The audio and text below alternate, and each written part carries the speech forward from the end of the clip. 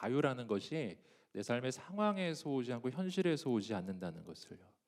내 삶의 조건에서 오지 않아요. 왜냐하면 모든 것이 다 괜찮은데 굉장히 부자유한 사람이 있습니다. 그런 인생이 있어요. 하지만 사방이 막혀 있는데 자유한 사람이 있습니다. 사도 바울이죠. 하나님의 사람은 사방으로 우겨쌈을 당하여도 쌓이지 아니하고, 사도 바울의 고백이잖아요. 사도 바울은 그 빌립보 감옥 한복판에서 정말 정말 그 모함을 당하고 그 시기와 질투를 당할 뿐만 아니라 공격을 당해가지고 이 쇠사슬에 묶여 있었지만, 그러나 사람들을 향해 선포했어요. 기뻐하라. 내가 다시 말하노니 기뻐하라. 놀라운 고백 아닌가요? 어떻게 감옥 안에 있는 사람이 바깥에 있는 사람을 향해 그런 말을 할 수 있을까요? 그는 감옥에 있어도 자유하다. 저는 오늘 이 청년의 때, 특별히 대학생의 때, 20대의 이 시간, 오늘 우리 인생이 이제 막 성인이 되었고 새로운 미래를 시작하는 바로 지금 이 순간, 지금 정말 예수님을 만나게 되기를 주님의 이름으로 축복합니다. 그것이 우리 인생을 새롭게 만드는 가장 강력한 방법이고, 내 삶이 사방으로 우겨쌈을 당하여도 내 인생이 자유를 얻을 수 있는 가장 중요한 방법이기 때문이에요. 자유라고 하는 것은 성경적으로 굉장히 중요한 주제이고 구원의 본질을 말해주는 것이죠. 주는 영이시니 주의 영이 계신 곳에는 자유가 있느니라. 아멘. 진리를 알지니 진리가 너희를 자유케 하리라. 구원은 자유거든요. 구원은 자유라고요. 여러분, 죄인은 자유롭지 않아요. 죄인은 자유롭게 죄 짓는 거 아닙니다. 전 옛날에 그런 생각 해본 적이 있습니다. 저들은 참 자유롭게 죄를 짓는데 나는 좀 구속돼 있다. 이런 생각을 한 적이 있어요. 하지만 그렇지 않아요. 반대이죠. 죄인은 자유하게 죄 짓는 것이 아니라 죄를 안 지을 자유가 없는 거예요. 죄 말고 다른 선택을 할 수가 없는 거예요. 자유롭게 죄의 길을 걷는 게 아닙니다.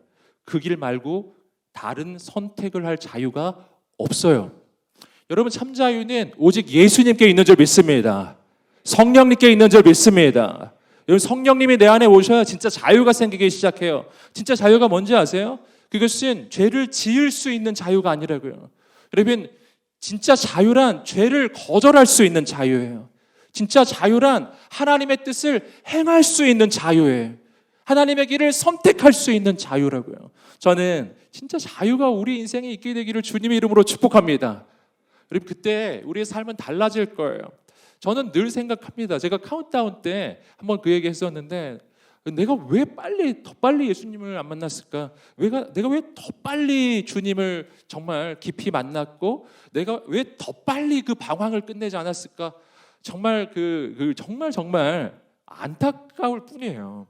그래서 저는 여러분 정말 격려하는 것은 뭐냐면은 너무 잘하고 있다는 거죠. 청년의 때 바로 지금 이 순간에 여러분이 정말 수련회를 가고, 이 시간 정말 가장 졸린 이 시간에 여기 앉아 있고 집에 안 갔고, 할렐루야. 예. 얼마나 좋아요. 여러분 너무 축복합니다. 여러분 잘 될 것입니다. 아멘. 잘 될 거예요. 왜냐하면 최소한 여러분은 저보다 낫기 때문이에요. 여러분 네, 격려가 되는지 모르겠어요. 저보다 낫다는 것이 여러분 옆 사람에게 한번 축복해 주시겠습니다. 잘 될 것입니다. 예, 아멘, 아멘. 여러분, 이 자유가 이 로마서의 굉장히 중요한 중심 주제입니다. 바로 죄로부터 우리 인생이 자유케 되는 것. 굉장히 중요해요. 이것이 구원의 본질이거든. 죄로부터 자유케 되는 것이에요. 여러분, 그런데 또 한 가지 중요한 이 영적 자유가 있습니다. 그것은 뭐냐면은 율법으로부터의 자유입니다. 이것이 바로 오늘 본문의 이 주제인데요. 율법으로부터 자유라고 할 때 여기서 우리 좀 오해하지 않아야 되는 것은 율법 그 자체가 나쁜 게 아니라는 거죠. 율법은 완전 무결한 하나님의 말씀 그 자체입니다. 율법은 1.1획도 어긋남이 없는 정확한 하나님의 말씀이에요.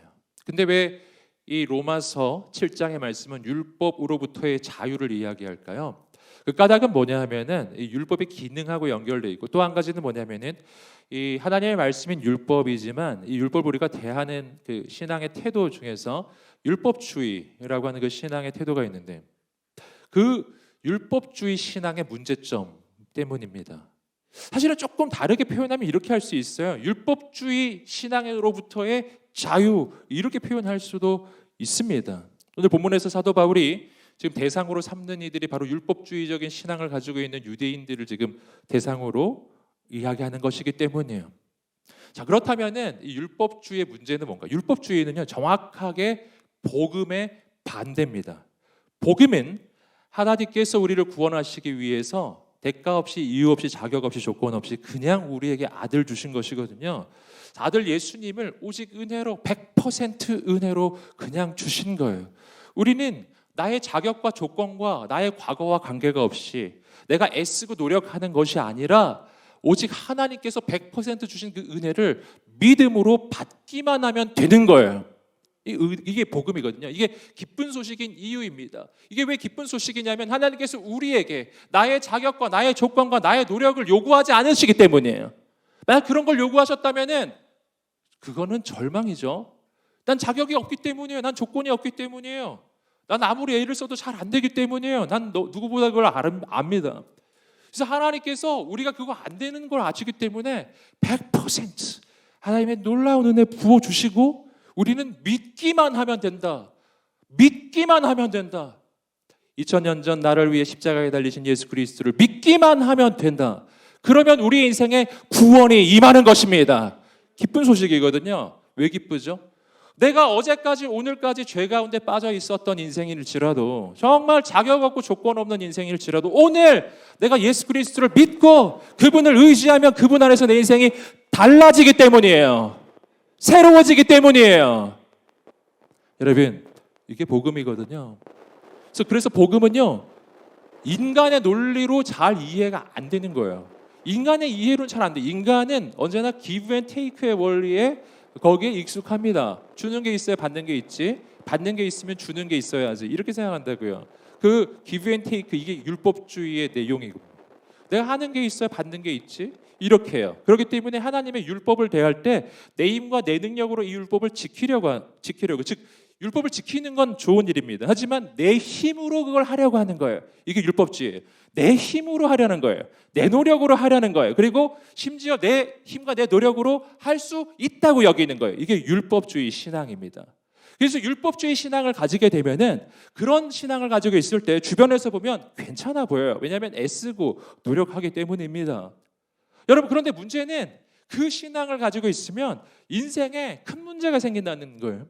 이 두 가지의 문제가 생겨요. 첫 번째, 율법주의 신앙이 가지고 있는 아주 중요한 첫 번째 문제는 뭐냐면은 내 힘으로 율법을 지킬 수 없다는 겁니다. 아주 근본적 한계인데, 내 힘으로 하나님의 율법을 지켜야 구원을 얻게 된다라고 여기며 애쓰고 노력을 하는데, 근데 못 지킨다는 거예요. 못 지킨다. 할렐루야. 예. 옆 사람을 바라보시면서 한번 선포해 주시겠다. 깨어날지어다. 네. 한 번씩 해야 되겠어요. 어제 너무 불타는 밤을 보내가지고 지금 점점 그 숙면에 취하고 있는 분들이 보이는데, 자, 너무 졸린다. 그러면 이 의자에서 등을 떼세요. 이렇게 살짝. 할렐루야. 다리와 허리를 90도로 만드는. 괜찮겠죠? 네. 더 졸린다. 일어나는 거야. 제가 가서 기도해 드릴게요. 우와, 나왔네요. 더 졸린다. 여기 나오는 거. 더 졸리면 뭐 제가 좀 가야 될 것 같은 생각이. 농담입니다. 네, 농담이시고, 안 졸릴 거예요. 예, 안 졸릴 거예요. 여러분, 율법주의 신앙의 문제가 뭐라고요? 자기 힘으로 하려고 한다. 근데 문제가 뭔지 본질적으로 못 한다는 거예요. 미션 임파서블이에요. 불가능한 도전을 하는 거예요. 이것이. 그렇기 때문에 이게 성공할 수가 없어요. 그래서 어떤 일이 발생하냐면은 아무리 애를 써도 이게 안 되는 겁니다. 아무리 애를 써도 안 되니까 어떻게 되죠? 좌절하죠. 낭망하고 절망이에요. 그래서 율법주의 신앙을 가지게 되면 첫 번째 나타나는 증세는 절망이에요. 자기에 대해 절망하게 돼요. 근데 절망으로 끝나지 않습니다. 절망해가지고 인생이 거룩해지면 얼마나 좋겠습니까? 반대거든요. 자기에 대해서 절망하잖아요. 그러면은 더 죄에 빠져요. 더 죄에 빠진다고요. 나 안 되는구나. 이렇게 되는. 난 안 되는 인생이구나. 난 못 빠져나가는구나. 나 못 나가는구나. 그러면서 그 죄 속으로 점점 더 빠져들어요. 그러니까 굉장히 이 악순환이 반복돼요. 자기에 대해 절망하고 죄에 빠지고, 죄에 빠지니까 더 절망스럽고, 절망스럽기 때문에 다시 죄에 빠지고, 그렇기 때문에 정말 절망스러운, 그냥 인생이 나락으로 막 떨어집니다. 율법주의 신앙에 두 번째 문제가 있습니다. 이 경우는 어떤 경우냐 하면은 그 하나님의 율법을 이제 지키는데 웬만큼 성공을 하는 경우예요. 근데 이 경우도 만만치 않게 문제예요. 자기 힘으로 하나님의 말씀을 좀 지킬 수 있는 것 같은 거예요. 내 힘으로 하나님의 일을 좀 해낼 수가 있는 것 같은 거예요. 바로 이러한 현상이 일어났을 때 그에게 찾아오는 문제는 교만해져요. 교만해져가지고 다른 사람을 정죄합니다. 근데 굉장히 중요한 문제가 하나 있는데 뭐냐면은 그게 스스로 속고 있는 상태라는 것이죠. 이것이 바로 2000년 전 바리새파 사람들의 문제였습니다. 그들은 스스로 하나님의 법을 다 지킨다고 스스로 여기고 있었습니다. 그렇기 때문에 예수님이 필요가 없는 거예요. 내 힘으로 하나님의 법을 다 지킬 수가 있는데 내가 예수님이 왜 필요합니까? 내가 내 힘으로 구원의 경지에 도달할 수가 있는데 내가 예수님이 왜 필요하겠냐고요. 그렇기 때문에 2000년 전 바리새파 사람들은 가장 거룩해 보이는데 예수님을 만날 수가 없어요. 주님이 바로 눈앞에 있는데 그 주님을 핍박해요. 신기하죠. 가장 종교적인데 예수님과 멀어요. 주님을 위해 일하는 것 같은데 주님과 굉장히 멀어요. 여러분, 문제가 뭐죠? 이 율법주의 신앙의 또 한 가지 문제는 교만해서 주님을 떠난다는, 주님을 만날 수가 없다라는 거예요. 그리고 더 중요한 문제는 뭐냐 하면은 그런 인생조차도 알고 보면 깨끗하지 않다는 겁니다. 그는 내면이 죄악으로 가득하고, 그리고 정말 남들이 모르는 곳에서는 죄악을 저지르고 있을 가능성이 매우 높아요. 그는 겉으로 드러나는 것만, 보여지는 것만 중요히 여기기 때문에 겉으로 거룩히 보여지는 것으로 자기가 거룩하다라는 착각 속에 빠져 있어요. 이걸 회칠한 무덤이라고 하죠. 속은 썩어가는데 겉만 회칠이 돼 있는 거예요. 사랑하는 여러분, 그렇기 때문에 오늘 우리는 어떻게 돼야 된다? 율법주의 신앙에서 벗어나야 된다. 율법의 지배에서 벗어나야 된다.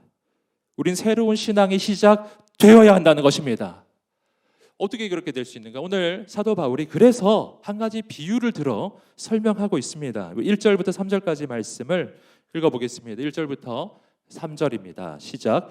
형제들이여, 내가 율법을 알고 있는 사람들에게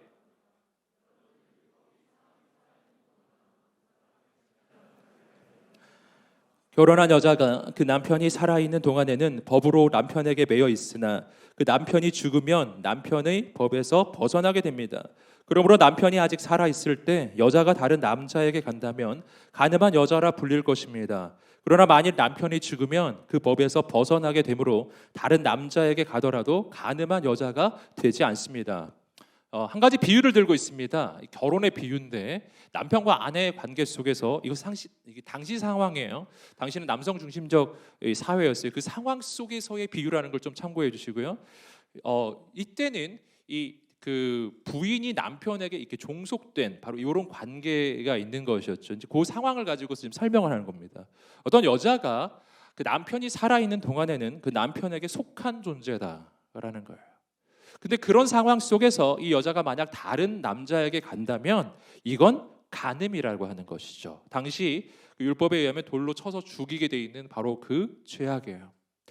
그런데 오늘 지금 그렇지 않은, 이게 간음이 안 되는 경우가 있다는 거죠. 그게 뭐냐면은 자신의 본 남편이 죽은 경우죠. 이 남편이 죽었어요. 그럼 그 남편에게 속해 있었던 인생이 자유해지는 거죠. 그래서 다른 남자에게 갈 수 있게 되는 것이다. 자, 이게 이제 비유입니다. 이렇게 해서 우리가 어떻게 율법의 지배에서 벗어나는지를 설명하는 거예요. 예수 그리스도를 믿는다는 게 뭔가? 예수 그리스도를 믿는다는 것은 예수 그리스도가 십자가에서 바로 우리를 위해 죽으실 때 우리가 그분과 함께 죽은 거예요. 내가 예수님을 믿는다는 것은 나의 옛 자아가 죽은 거예요. 나의 옛 자아는 뭐죠? 죄의 지배를 받고 있었던 나요. 악한 마귀의 지배를 받고 있었던 나. 율법의 지배 아래 있었던 나. 죄악 가운데 빠져 있었던 나. 나의 과거는 예수님의 십자가에서 죽었습니다. 죽었습니다. 여러분, 그렇기 때문에 남편이 죽으면 다른 남자에게 가도 된다. 이거하고 똑같은 것이다라는 것이죠. 예수님의 십자가에서 나의 과거는 죽은 거예요. 그렇기 때문에 나에게 있어서 마귀는 죽은 거예요. 나에게 있어서 죄는 죽은 거예요. 그리고 나에게 있어서 율법이 죽은 거라는 거예요. 그러면 나는 이제 새로운 남편에게 갈 수 있게 된 거예요. 나의 신랑 되신 예수님께 갈 수 있게 된 것입니다. 이게 구원이거든요. 바로 이걸 얘기하는 거예요. 우리는 어떻게 율법의 지배에서 벗어나는가? 예수 안에서 벗어난다 라는 겁니다. 그걸 4절 말씀에서 설명하고 있어요. 4절 말씀입니다. 읽겠습니다. 시작. 그러므로 내 형제들이여, 여러분도 그리스도의 몸으로 인해 율법에 대해 죽은 자가 됐습니다. 이것은 우리가 다른 분, 곧 죽은 자 가운데서 살아나신 분에게 속해 하나님을 위해 열매를 맺게 하려는 것입니다. 아멘. 자, 예수 안에서 일어나는 중요한 영적 변화를 말하는 거예요. 구원이란 나의 과거가 죽고 난 새로운 나로 다시 태어나는 거예요. 나 옛사람이 죽고 나는 새 사람이 되는 것입니다. 믿으십니까? 믿으십니까? 여러분, 그래서요, 구원은 과거와 연속선상에 놓여지는 게 아닙니다. 불연속이에요. 과거가 끊어지는 거예요. 우리는 새로운 미래가 시작되는 것입니다. 함께 말씀 보겠어요. 고린도후서 5장 17절 말씀입니다. 고린도후서 5장 17절 읽어보겠습니다. 시작. 그런즉 누구든지 그리스도 안에 있으면 새로운 피조물이라. 이전 것은 지나갔으니 보라 새 것이 되었도다. 아멘. 예수 안에서 일어난 우리의 구원의 사건을 새 창조의 사건으로 이야기하는 거예요. 우리는 새로운 피조물이 되었다. 새 창조, 나 새롭게 지어졌다라는 것입니다. 그래서 우리가 구원받는 사건을 뭐라고 말하죠? 거듭남이라고 말하는 거예요. 나는 다시 태어나는 거예요. 우리 함께 외쳐보겠습니다. 예수 안에서, 자, 가슴에 손을 얹고 자신을 축복하면서 선포하겠습니다. 예수 안에서 나는 다시 태어났다. 다시 창조된다. 새로운 피조물이 되는 것이다. 아멘. 아멘. 이거 믿으십니까? 이것이 구원의 사건이거든요. 여러분, 이게 얼마나 우리에게 놀라운 사건인지 몰라요. 과거가 끊어졌다라는 것이거든요. 여러분, 많은 청년들이 과거의 아픔과 상처로 인해서 현재가 흔들립니다. 오늘 우리 인생이 뭘 가지고 그렇게 고통스러워하는지를 잘 생각해 보시면 많은 것이 과거의 사건이에요. 과거의 어떤 기억이에요. 과거의 어떤 슬픔과 과거의 어떤 상처가 이미 지나간 일임에도 불구하고 오늘의 나에게 영향을 미추어서 나로 하여금 어떠한 시도를 할 수 없게 만들고 나로 하여금 어떤 길을 가지 못하게 만들어요. 오늘 나를 절망시켜요. 이상한 일 아닌가요? 지금은 있지도 않은 일인데 옛날에 있었던 것이 오늘의 나에게 지금 영향을 주고 있는 거예요. 그리고 난 그걸 당연히 여겨요. 당연하지. 그런 일이 있었으니 오늘 난 절망하는 것도 당연해. 오늘 난 슬퍼하는 게 당연해. 이렇게 여기며 헤어나지 못한다라는 거예요. 자, 여러분 가운데 그런 분이 계시다면 저는 오늘 이 시간에 여러분에게 정말 격려하며 선포하고 싶습니다. 그게 뭐냐면, 사랑하는 여러분, 예수 안에서 과거는 지나갔습니다. 분명히 말하고 있어요. 이전 것은 지나갔으니 보라 새 것이 되었도다. 아멘. 외쳐보게. 이전 것은 지나갔으니 보라 새 것이 되었도다. 아멘. 나 새로운 존재거든요. 어제의 나와 오늘의 나는 똑같아 보이지만 같지 않아요. 전혀 다른 존재로 바뀐 것입니다. 어제의 나는 지나갔어요. 여러분 단절이에요. 여러분 과거의 나와 오늘의 나는 달라요. 다른 존재라고요. 같아 보이지만 같지 않습니다. 아멘. 아멘. 옆 사람에게 한번 이렇게 말해 주십시오. 난 달라. 난 달라. 완전히 달라. 완전히 달라. 아멘. 전혀 다르다고요. 전혀 다르다고요. 여러분, 그렇기 때문에 그러한 마음이 내 마음에 들기 시작할 때 선포하세요. 나의 과거는 나에게 더 이상 영향을 줄 수 없음을 선포하노라. 여러분, 과거가 끊어졌는데 나에게 영향을 주고 있어요. 뭐죠? 악한 마귀의 속임이에요. 악한 영이 나를 공격하는 거예요. 여러분, 악한 영이 내 마음을 흔들고 있는 거예요. 예수님의 이름으로 선포해야 합니다. 예수 그리스도를 명하니 모두 두려움, 염려, 근심, 걱정, 불안이 떠나갈지어다. 예수 그리스도를 명하니 모든 상처의 영향력이 끊어질지어다. 예수 그리스도를 명하니 모든 과거의 영향력이 끊어질지어다. 미혹의 영이 떠나갈지어다. 여러분, 그것을 분명히 인식해야 돼요. 난 새로운 존재거든요. 새로운 피조물이라고요. 난 다르거든요. 난 더 이상 마귀의 노예, 과거의 노예가 아니거든요. 난 하나님의 자녀입니다. 난 더 이상 마귀의 지배 속에 있지 않습니다. 난 하나님의 지배를 받는 사람이에요. 여러분, 하나님의 자녀는 악한 마귀가 털끝 하나 건드릴 수도 없다. 아멘. 강력한 하나님을 향한 믿음을 가지고 나아가야 합니다. 여러분, 그렇기 때문에 다시 한번 여러분 격려하는 것은 율법주의 신앙에서 우리가 떠나야 하는 이유, 바로 이것이 오늘 우리의 인생의 절망에서 벗어나기 위해서예요. 오늘 우리의 인생의 교만에서 벗어나기 위해서예요. 내가 주님을 더 깊이 만나기 위함이라고요. 그리고 오늘 본문의 말씀은 우리가 그러한 율법주의 신앙에서 떠나야 하는 더 중요한 이유 하나를 말해주고 있습니다. 우리 함께 5절 말씀 읽어보겠습니다. 시작. 우리가 육신에 있을 때는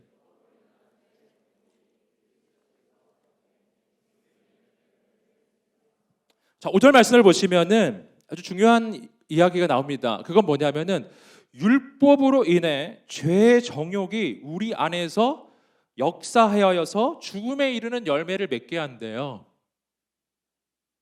이상하죠? 자, 보시면 다시 율법으로 인하여 죄의 정욕이 내 안에서 역사해서 날 죽음에 이르게 한다. 근데 잘 보시면은 뭐 때문에? 율법 때문에라고 되어 있는 거예요. 이 부분을 우리가 조금 더 잘 이해하기 위해서 좀 내려오셔서 8절 말씀 읽어보겠습니다. 로마서 7장 8절 말씀 읽어보겠습니다. 시작.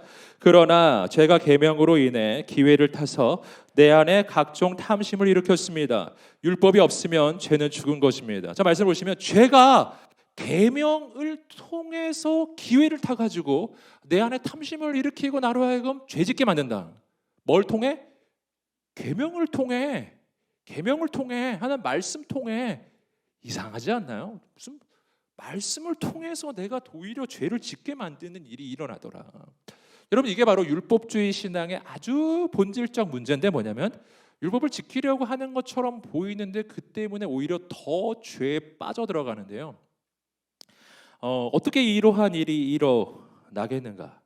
그러니까 이것을 조금 바꿔서 말하면 악한 마귀가 나로 하여금 죄를 짓게 만드는데요. 죄를 짓게 만드는 악한 마귀의 방법 중에 하나가 계명이라는 거예요. 율법이라는 거예요. 어떻게 그런 일이 일어났죠? 말씀에서 우리가 성경 속에서 그런 사건 하나를 발견할 수가 있는데 그것은 태초에 하와가 바로 뱀의 유혹에 넘어가서 죄를 저지르는 그 순간입니다. 그때 뱀이 하와를 어떻게 유혹했는지를 보세요. 그러면 우리가 이 말씀을 조금 더 이해할 수가 있어요. 어떻게 마귀는 말씀을 이용하여 우리로 하여금 죄짓게 만드는가 하는 거거든요. 함께 창세기 3장 1절 말씀 읽어보겠습니다. 창세기 3장 1절입니다. 시작. 여호와 하나님께서 만드신 들짐승 가운데 뱀이 가장 교활했습니다. 그가 여자에게 말했습니다. 정말 하나님께서 동산의 어떤 나무의 열매도 먹으면 안 된다 하고 말씀하셨느냐. 자, 뱀이 이 여자에게 하는 이 유혹의 내용을 보세요.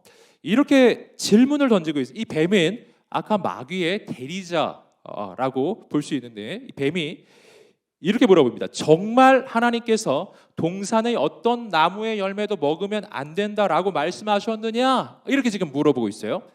여러분, 여기서 잘 보시면은 마귀가 하와를 유혹할 때 뭐를 이용하죠? 하나님의 말씀을 이용하고 있어요.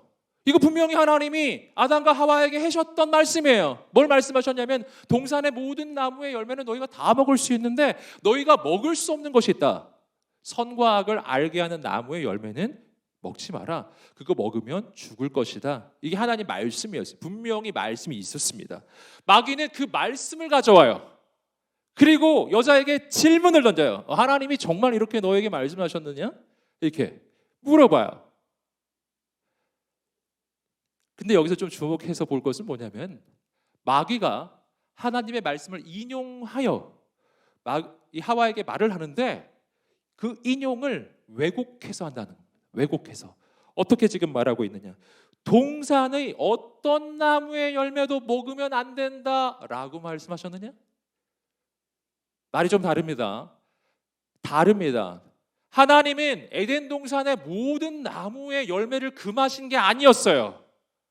여러분 에덴 동산 하니까 여러분 좀 작아 보이죠? 아닙니다. 그렇지 않아요.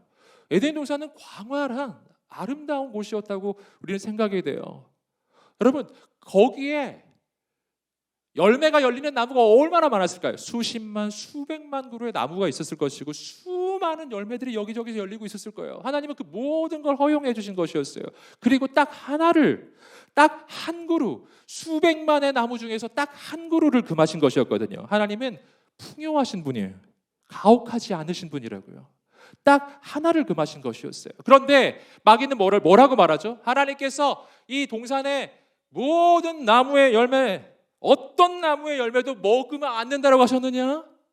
하나님을 오해하게 만들어요. 하나님의 말씀을 왜곡해요. 하나님을 가혹한 분으로 지금 묘사하는 거예요.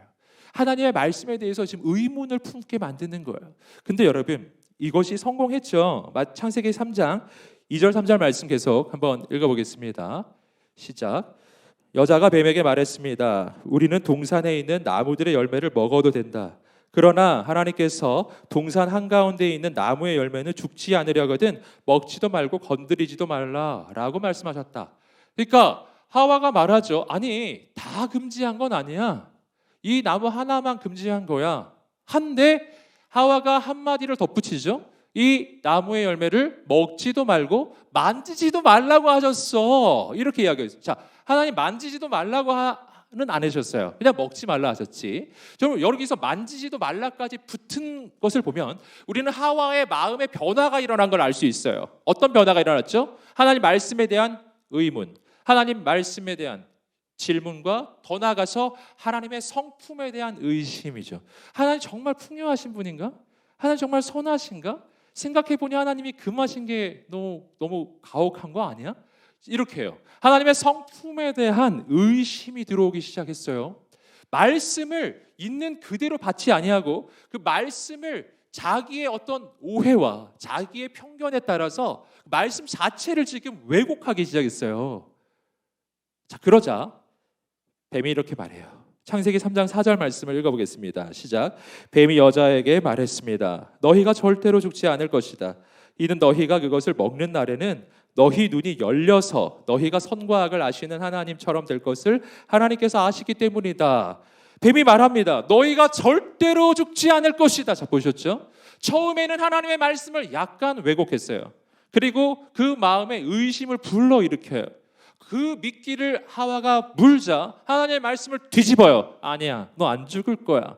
그리고 그 말에 하나를 덧붙이죠. 너희 이거 먹으면 하나님처럼 될 거야. 교만까지 심어줘요. 그리고 하와는 무너졌어요. 먹어버렸어요. 하나님의 말씀을 어겨버렸다고요. 처음부터 그러지 않았습니다. 여러분, 여기서 악한 마귀가 우리에게 죄를 짓게 만들 때 어떻게 우리에게 접근해 오는지를 우리는 내용을 보는 거예요. 그건 뭐냐면 말씀을 이용한다라는 겁니다. 그 말씀에 대해 질문을 품게 만들고 의심을 품게 만들고 더 나아가 하나님을 의심하게 만들어요. 그리고 그 다음 단계는 말씀을 어기게 만드는 것이죠. 근데 이렇게 해요. 악한 마귀가 말씀을 이용하여 우리에게 접근해 올 때 그때 매우 취약한 상태가 있어요. 우리가 율법주의 신앙을 가지게 되면요, 이러한 마귀의 유혹과 공격 앞에 완전히 속수무책으로 무너집니다. 여러분, 이 율법주의 신앙은요, 그러지 않아도 하나님에 대해서 의심이 있어요. 내가 아무리 애를 써도 안 되니까요. 하나님에 대한 의심과 불평이 가득 차 있는 그에게 하나님에 대한 왜곡된 상을 심어주면 바로 무너져요. 여러분, 율법주의 신앙은 안 그래도 교만해요. 근데 그의 마음에 교만으로 다가가면 바로 무너지는 것입니다. 여러분, 그래서 율법주의 신앙, 그는 이 율법을 통하여 악한 마귀가 공격해 올 때 너무나 취약한 인생. 율법주의 신앙은 너무나 하나님의 법을 지키기 원하는 것처럼 보이는데 이 죄에 너무 취약하고 오히려 그 율법을 떠나게 되더라는 것입니다. 여러분, 여기서 이제 한 가지 더 질문이 있습니다. 그건 뭐냐면, 그렇다면 하나님 율법을 왜 주셨을까 하는 것입니다. 이렇게 부작용이 있는데, 취약점이 있는데 왜 율법을 주셨는가? 오늘 말씀이 좀 설명하고 있습니다. 로마서 7장 7절 말씀입니다. 로마서 7장 7절 말씀 읽어보겠습니다. 시작. 그러면 우리가 무슨 말을 하겠습니까? 율법이 죄입니까? 결코 그럴 수 없습니다. 율법에 비춰보지 않았다면 나는 죄를 알지 못했을 것입니다. 율법이 탐내지 말라고 하지 않았다면 나는 탐심을 알지 못했을 것입니다. 좀 내려오셔서 12절 13절 말씀을 읽어보겠습니다. 시작. 그러므로 율법도 거룩하고 계명도 거룩하고 의롭고 선합니다. 그러면 선한 것이 내게 죽음을 가져다 주었다는 말입니까? 결코 그럴 수 없습니다. 오히려 죄가 죄로 드러나도록 하기 위해 그 선한 것으로 내게 죽음을 가져왔습니다. 이는 계명으로 인해 죄가 더욱 죄가 되게 하려는 것입니다. 자, 말씀을 보시면은 왜 하나님께서 율법을 주셨는지 로마서 7장 말씀에서 설명해 주어요. 그러면 왜 하나님이 율법을 주셨는가? 율법이 악한 것인가? 그렇지 않다라는 거예요. 왜 하나님 율법을 주셨다고요? 죄를 깨닫게 하기 위해서예요. 함께 외쳐보겠습니다. 죄를 깨닫게 하기 위해. 아멘. 율법을 통해 내가 죄를 깨달아요. 근데 그것이 끝이 아니죠. 죄를 깨달아서 어떻게 하려고? 예수님 만나게 하려고요. 함께 따라하고요. 예수님을 만나게 하려고.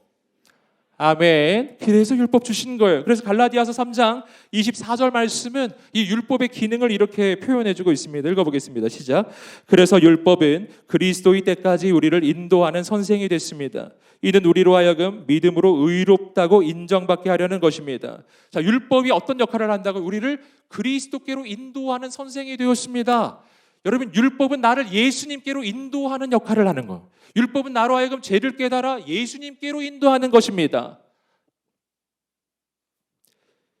그렇기 때문에 사실은 율법을 주신 이유가 바로 여기에 있는 거예요. 율법을 주신 것은 율법만으로 우리 인생의 구원을 받을 수 있기 때문이 아니에요. 율법만으로는 우리 인생이 의로워질 수가 없어요.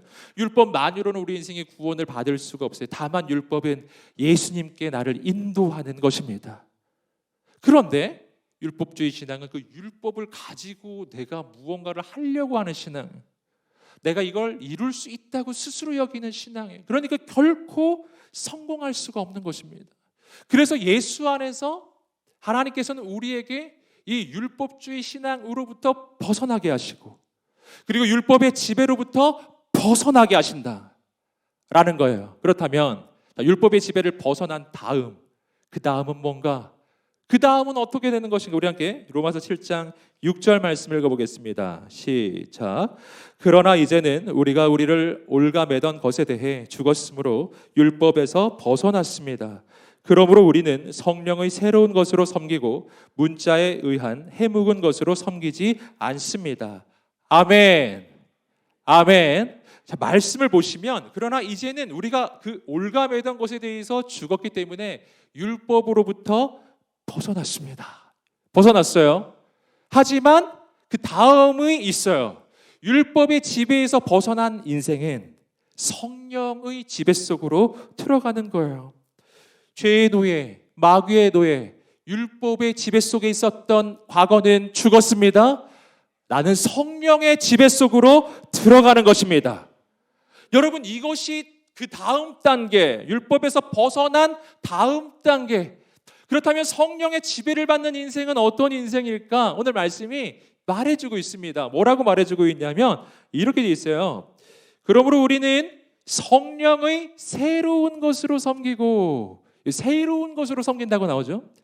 새로운 것으로 섬긴다라고 할 때, 여러분이 새로운 것으로 섬긴다, 이 부분이 원어적으로는 이런 표현으로 되어 있습니다. 새로운 일들 안에서.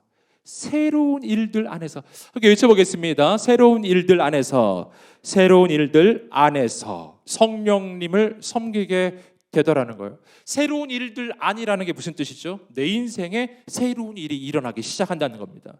내가 새로운 일 안에 있다는 게 무슨 뜻이에요? 내 삶의 모든 것이 새로워진다. 함께 외쳐보겠습니다. 성령 안에서 내 삶의 모든 것이 새로워지리라. 새로워지리라. 아멘. 여러분, 오늘 우리의 인생은 달라질 것입니다. 성령님 안에서 달라질 것입니다. 이전과 같지 않을 거예요. 새로운 역사가 시작될 것입니다. 왜 그럴까요? 왜냐하면 여러분, 율법주의 신앙에서의 인생의 주인은 나였지만 성령의 지배를 받는 신앙 속에서 주인은 성령님이시기 때문이에요. 이전에 내 인생은 내가 이끌었어요. 하지만 이제는 성령님께서 이끄실 것이기 때문입니다. 아멘. 이걸 믿으십니까? 여러분, 성령님이 이끄신다는 것은요, 그분이 하신다는 걸, 내가 아니라 그분이 하신다는 거예요. 제가 작년에 패러글라이딩을 탄 적이 있습니다. 네. 뭐 재미로 탄 건 아니었습니다. 저희 공동체 수련회가 있어가지고 수련회 홍보하느라고 막 이렇게 타고 뭐 그랬죠. 했어요. 근데 제가 패러글라이딩을 타본 적이 있었거든요. 네, 타본 적이 있었어요. 그래서 아주 예전에 타봤었는데 그게 좀 낮은 데서 탔었어요. 그래서 그때는 좀 별로 재미도 없었고 사실 별로 안 무서웠어요. 그래서 저는 좀 우습게 봤는데 작년에 갔던 그곳은 너무 높은 거예요.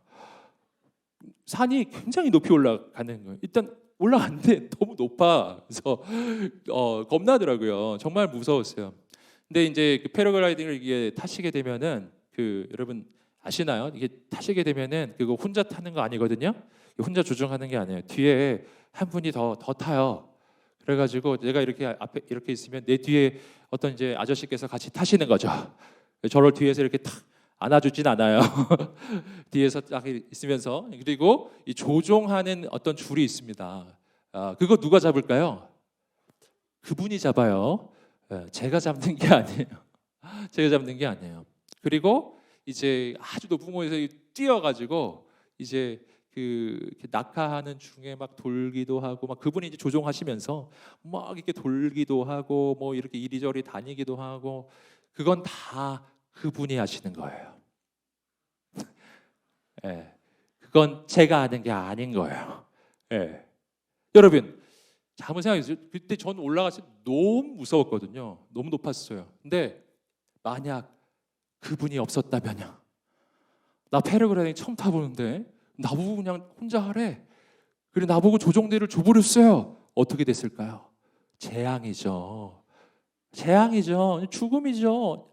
여러분, 이거는 정말 얼마나 무서울까.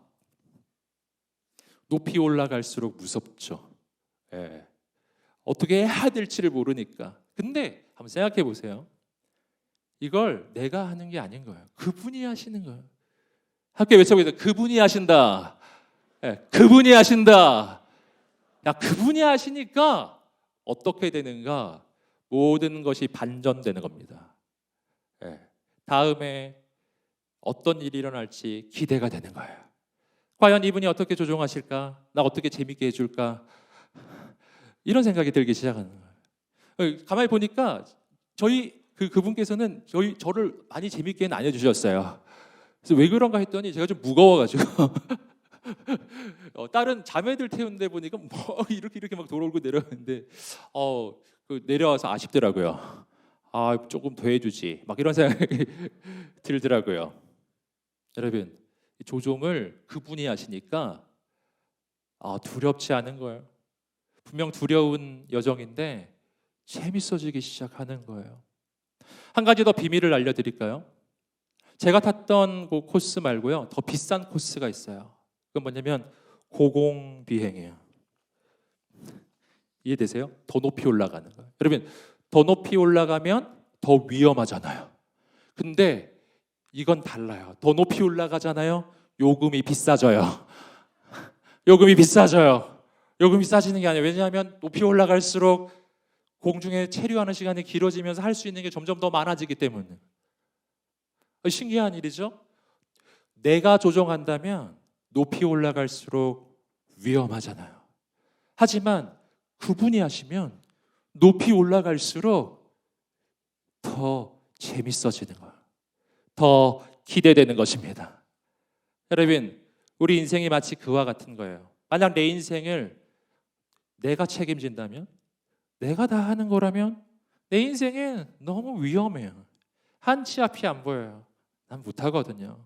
그러나 내 인생의 주인이 내가 아니라 그분이시라면, 내 인생의 주인이 나의 주 예수 그리스도시라면요, 내 인생을 내가 운영하는 것이 아니라 성령님께서 운영하고 계시다면요, 내 인생의 조종대를 내가 잡는 것이 아니라 그분이 잡고 계시다면, 우리의 인생에 어려움이 있을수록, 우리 인생이 더 위기 가운데 있을수록 우리는 더 하나님을 기대하게 될 것입니다. 나는 할 수 없지만 그분은 하실 수 있기 때문이에요. 와, 하나님께서 과연 어떻게 하실까? 와, 내가 보기엔 불가능한데, 내가 보기에 이거 안 되는 건데 과연 하나님은 하실 수 있으실까? 할렐루야. 하나님께서 하실 것입니다. 하실 것입니다. 여러분, 그렇기 때문에 성령 안에서 우리 인생은 새로운 일이 일어나기 시작해요. 그 새로운 일이란 뭔가? 이사야 43장 18절 19절 말씀 읽어보겠습니다. 이사야 43장 18절 19절 말씀 읽어보겠습니다. 시작. 너희는 이전 일을 기억하지 말며 옛날 일을 생각하지 말라. 보라, 내가 새 일을 행하리니 이제 나타날 것이라. 너희가 그것을 알지 못하겠느냐? 반드시 내가 광야의 길을 사막의 강을 내리니. 아멘. 사랑하는 여러분, 오늘 주님께서 말씀해 주셨어요. 하나님께서 새 일을 이루시리라. 여러분, 해 아래는 새 것이 없습니다. 인간이 하는 일 중에는 새로운 일이 없어요. 다 과거의 반복일 뿐이에요. 약간의 변형일 뿐이에요. 여러분, 새로운 일은 하나님만이 하시는 것입니다. 여러분, 우리 인생의 새로운 일은 누가 할 수 있을까요? 내가 아닙니다. 하나님께서 하실 것입니다. 그분이 하시는 새로운 일은 인간의 생각을 넘어서요. 광야, 길이 없는 곳에 하나님은 길을 만드시고, 사막, 강이 없는 곳에 강을 만드시는 것입니다. 이것이 하나님의 일이에요. 내 인생이 광야와 같다면 그분은 길을 만드실 것입니다. 내 인생이 사막과 같다면 그분이 강을 만드실 것입니다. 새로운 역사가 시작될 것입니다. 여러분, 그분께서 역사하시면, 성령님이 내 인생을 다스리기 시작하실 때 우리 인생에 일어나는 새로운 일이 또 하나 있어요. 그것은 뭐냐면 내 인생이 거룩해지더라. 함께 저기 성령 안에서 성령의 지배를 받으면 더 거룩해진다. 더 거룩해진다. 왠지 아시겠어요? 여러분, 율법주의는 율법을 그렇게 중요하게 여기는데 도무지 거룩해지지가 않는 것입니다. 근데 성령의 지배를 받는 인생은 분명히 율법의 지배에서 벗어났다고 했는데 더 하나님의 말씀이 이루어지기 시작해요. 어떻게 그럴까? 갈라디아서 5장 18절 말씀 읽어보겠습니다. 5장 18절 읽겠습니다. 시작. 그러나 만일 여러분이 성령의 인도를 받는다면 여러분은 율법 아래 있지 않습니다. 아멘. 우리가 성령의 인도를 받기 시작하면 우리는 더 이상 율법의 지배 아래 있지 않습니다. 이것이 성경의 증언이거든요. 여러분, 이게 뭐를 이야기하는가 하면은 이것은 우리의 인생이 율법으로부터 일탈된 삶을 살게 된다는 게 아니에요. 율법으로부터 제외된 삶을 살게 된다는 게 아닙니다. 율법 안 지켜도 되는 삶을 살게 되는 게 아니에요. 이게 은혜에 대해서, 복음에 대한 오해예요. 우리가 복음 안에 있으면 내가 하나님의 법을 잘 안 지켜도 그냥 은혜로 덮고 가는 거지, 막 살아도 돼, 이렇게 되는 게 아니에요. 그건 너무나 큰 오해입니다. 여러분, 성령의 지배를 받기 시작하잖아요. 그럼 우리는 율법 아래 있지 않게 된다. 이건 뭐냐면 율법 이상의 삶을 살게 된다는 거예요. 함께 외치고, 율법 이상의 삶. 아멘. 율법 그 이상의 삶을 살기 시작해요. 여러분, 우리가 율법을 안 지켜도 되는 삶을 살게 되는 게 아니라 내 삶에 하나님의 율법이 이루어지는 삶을 살기 시작해요. 애써서 지키려고 해서 지켜지는 삶이 아니고, 내가 성령의 지배를 받기 시작하고 성령님이 내 마음을 다스리기 시작하니까 내가 원하는 대로 하는데 나의 원함이 하나님의 뜻과 일치돼요. 하나님의 말씀이 곧 내가 원하는 거예요. 하나님의 율법이 곧 내가 원하는 거예요. 그게 바로 내가 원하는 거였어요. 전에는 죄악이 내가 원하는 것이었고 죄를 안 짓는 게 너무 힘들었는데 이제는 하나님의 뜻이 내가 원하는 것이 되기 시작하니까 이제는 죄를 짓는 게 어려워지기 시작해요. 전에는 죄를 안 짓는 게 너무 어려웠는데 이제는 죄를 짓는 게 너무 어려워요. 전에는 하나님의 뜻을 선택하는 것이 너무 어려웠는데 이제는 하나님의 뜻을 벗어나는 게 너무 어려운 거예요. 아멘. 이것이 진짜 자유인 거예요. 여러분, 내 삶이 달라지기 시작해요. 내 삶의 소원이 달라지기 시작하는 거예요. 여러분, 하나님의 꿈이 나의 꿈이 되기 시작하고 하나님의 마음이 나의 마음이 되고 하나님의 시선이 나의 시선이 되고 하나님의 소원이 나의 소원이 돼요. 하나님이 원하시는 것을 내가 원해요. 하나님이 사랑하는 사람을 내가 사랑해요. 하나님이 싫어하시는 것을 내가 싫어하게 돼요. 하나님이 싫어하시는 것을 옛날에는 내가 좋아했었는데 이제는 하나님이 싫어하시는 것이 나도 싫어져. 여러분, 완전히 달라지기 시작해요. 율법주의 신앙에서는 하나님의 법을 지키는 게 너무 고통스러운 거예요. 하지만 성령의 지배 속에서는 하나님의 말씀을 벗어나는 게 너무 고통스러운 겁니다. 여러분, 우리의 삶은 예수 안에서 완전히 바뀌게 되는 줄 믿습니다. 성령님이 임하시면 우리의 삶은 완전히 바뀌게 되는 줄 믿습니다. 바로 그때부터 우리의 삶에 새로운 꿈이 시작되는 거예요. 청년의 때 하나님의 꿈을 꾸게 되기를 주님의 이름으로 축복합니다. 하나님의 비전을 품게 되기를 주님의 이름으로 축복합니다. 우리의 인생은 이제는 자유합니다. 자유합니다. 세상의 그 가치로부터요. 세상의 유혹으로부터요. 여러분, 악한 마귀의 유혹으로부터 그리고 율법주의 신앙으로부터요. 여러분, 오늘 우리의 인생은 자유합니다. 여러분, 우리가 새로운 영적인 결단이 있게 되기를 주님의 이름으로 축복합니다. 여러분, 이 시간에 우리가 함께 기도하며 나아갑시다. 기도하며 나아갈 때 하나님, 나의 인생이 달라지기를 원해요.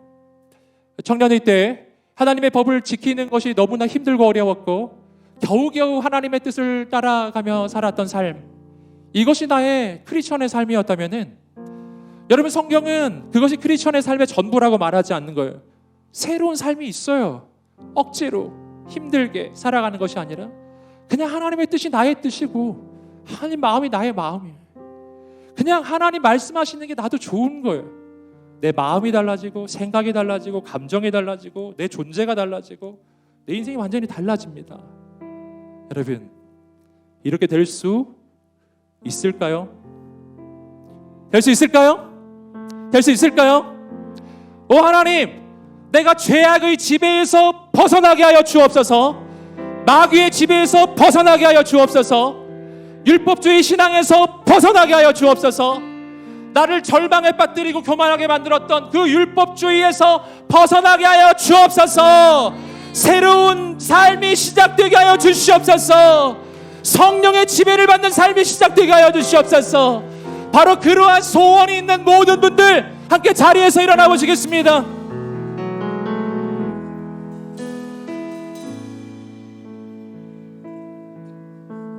이것은 나의 힘으로 되지 아니합니다. 오늘 말씀이 말하고 있어요. 이것은 성령의 지배 속으로 들어갈 때 되는 일입니다. 성령님, 오늘 이 시간에 우리 가운데 임하여 주옵소서. 오셔서 우리 인생을 자유케 하여 주옵소서. 모든 율법주의가 떠나갈지어다. 예수 그리스도를 명하니 모든 어둠의 권세는 묶임을 놓고 떠나갈지어다. 사랑하는 여러분, 오늘 우리가 우리의 삶과 인생을 하나님께 의탁하며 나갈 때 하나님께서 우리 인생을 자유케 하실 뿐만 아니라 새로운 삶을 이루어 주실 것입니다. 주 앞에 두 손을 높이 들고 간절히 주여 세 번을 치며 기도하겠습니다. 주여